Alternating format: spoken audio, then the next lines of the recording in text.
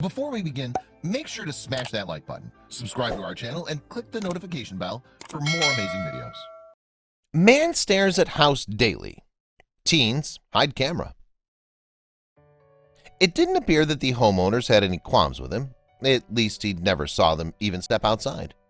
But there was a strange sight to behold, the pack of elderly people gathering at an intersection for hours on end.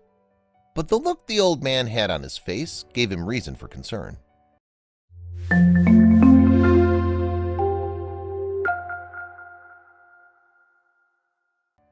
Even though the car was far from new, Eric loved his Nissan that was on death's door. It was a car, so he was happy. What made him love it more was that he'd paid for it himself as soon as he got his license. His friends were envious but got plenty of free rides, so they didn't mention it. But one day they stumbled upon something strange. The man was staring into nothing while he leaned on his beat-up walker. He was under the shade of the maple tree. What was he doing? Eric got to the intersection and couldn't help but look at him. Something wasn't right, so he decided to check and see if he could help. Eric opened his mouth and simply asked, "You okay, sir?" The man came out of his stupor and looked at him with an empty smile, trying to give off the impression that nothing was wrong. Eric wanted to keep talking to him, but the car behind him honked their horn and he was forced to move on. He still thought about the old man, though. Only a week later, Eric had to take the same route, and there, under the same tree, was the man just staring at the old blue house. What was going on? Eric had watched his grandmother slip away into dementia and worried maybe the same thing was going on here. But how would he know for sure? Thanks to one of his more tech-minded friends, he came up with a simple idea. Hide a camera nearby so they could see what was really going on without having to burn time and gas. The cloak and dagger solution felt sketchy, but Eric just had to know.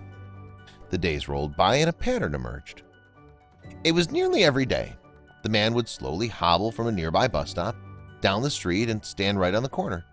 He would stare at the house for hours, sometimes sitting to eat an apple or just sitting under the tree for shade. Every time, however, there seemed to be a glint of sadness. That was it. The camera left him with more questions than answers, so he hopped in his car, determined to find out the truth. Sure enough, only a few days later, the man was there again. Eric pulled over and slowly walked towards the daydreaming senior. "Sir, are you okay?"